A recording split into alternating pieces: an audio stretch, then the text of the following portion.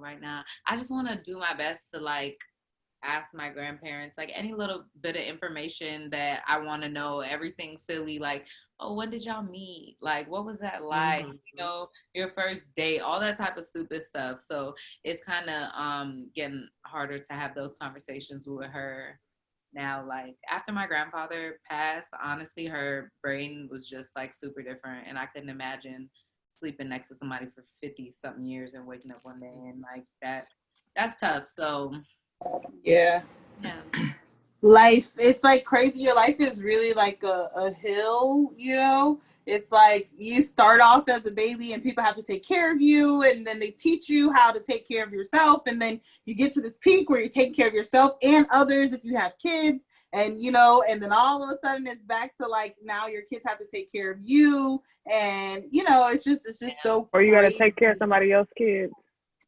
right. Or that life comes at you fast. Life comes at you fast, but it's a beautiful thing that we're living in, that we can experience the ups and the downs, because like we said, duality, this world literally does not exist.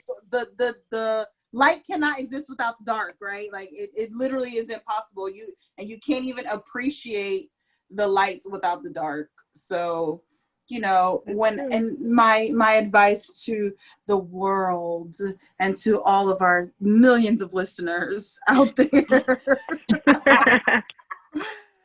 just always remember that the world or the universe is never working against you. It is always working for you, even when you feel like it is the worst possible thing. And I know that's even like hard to hear somebody say when you're in your worst position, but it's really true. The universe is never working against you. Everything that's happening is happening for something else to happen, and it's a part of your story. It's a part of your mark that you are leaving.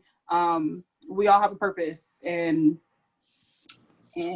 that's it, period. And in the midst of chaos, be still and really stop and look around and take that in and realize what it is. Like, I don't know. I'm just the type of person that I try to, like, I pray to God, like, when I'm in an uncomfortable space, like, God, can you show me whatever it is that I need to, like, I pray for clarity to get my lesson so that I could get out of this, not to just get out of this, because I'm not trying to run into the same lesson. I have to go through this like again. So that's you ever this is like a funny part of that, but you ever like pray for clarity and then you feel like you hear like the weirdest noise, like, oh, is that it? Like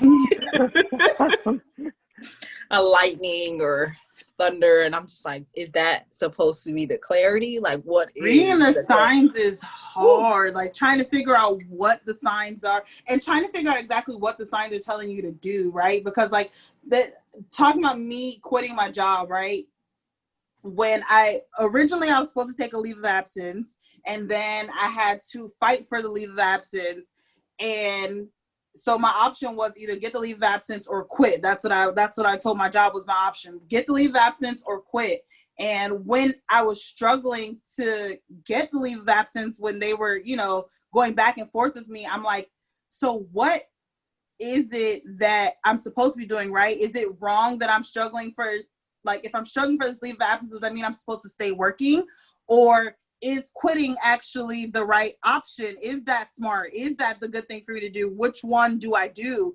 And the day that they told me no, that they flat out declined my leave of absence, I got home and I had walked out of work, like just left work before we even opened the store. I just freaking left and I went home, and I was crying. I was in such like an uproar. And when I got home and I sat on my couch, it literally was like a weight just lifted off of my shoulder. I felt so calm. I felt at peace. I felt just I keep saying I felt protected. Like I just felt protected, and like everything is going to be okay here in your home. You know what I mean? And that's what resonated with me the most. And that's what I went with. That's when I I wrote up my resignation letter, and I was just like, you know, this is it. I feel good. I feel fine. I don't feel a tug or a pull or anything, you know?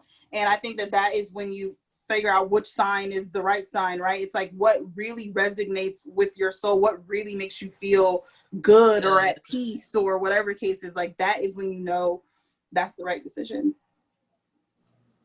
That was a really good example. Yeah, it was. Thanks, guys.